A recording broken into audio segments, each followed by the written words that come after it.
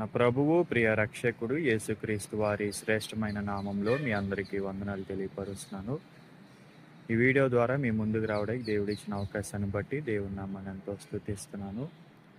ఫిలిప్పీలకు రాసిన పత్రిక 4వ అధ్యాయం 19వ వచనంలో మనం చూస్తే ఈ మాట రాస్తుంటది ఏంటంటే, కాగా దేవుడు తన ఐశ్వర్యం చొప్పున క్రీస్తేసు మహిమందు మీ ప్రతి అవసరమును తీర్చును అని ఉందండి.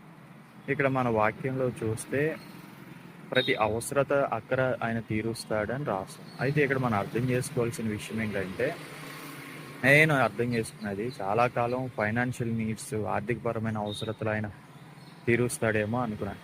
తర్వాత అర్థమైంది ఏంటంటే, ఆయన ఒక్క అవసరత మాత్రమే కాదు, అన్ని రకాల అవసరతలు మనకి ఏమైతే ఉన్నాయో, వస్తు రూపాన, ఆరోగ్య రూపాన, ట్రాన్స్పోర్టేషన్, వెహికల్, ధనము, తర్వాత వాక్యం అర్థం అవడానికి కావలసిన బేసిస్, కావలసిన జ్ఞానాన్ని, రక్షణ, తర్వాత ప్రార్థన చేసుకోవడానికి కావాల్సిన పరిస్థితులు, ఆత్మీయతలు ఎదగడానికి కావాల్సిన సహాయాన్ని, ఇలాగా తర్వాత చుట్టూ ఒక మంచి సర్కిల్ని మనకి, తర్వాత ఒక ఇన్కమ్ రిసోర్సెస్ని, తర్వాత ఆరోగ్యము, బలము, శక్తి, తర్వాత వస్త్రాలు, గృహము, ఇలాగ అన్నీ ఆయన ఏం చేస్తాడు, సమకూరుస్తాడు. ఆయన తన ఐశ్వర్యం చెప్పున ప్రతి అవసరత తీరుస్తానండి. అదేదో ఒక్క అవసరత మాత్రమే కాదు, అన్ని రకాల అవసరతలు ఆయన తీర్చే దేవుడై ఉన్నాడని ఈ విషయాన్ని గమనించవలసిందిగా ప్రభు పేరట మిమ్మల్ని కోరుకుంటున్నాను. హల్లెలూయా.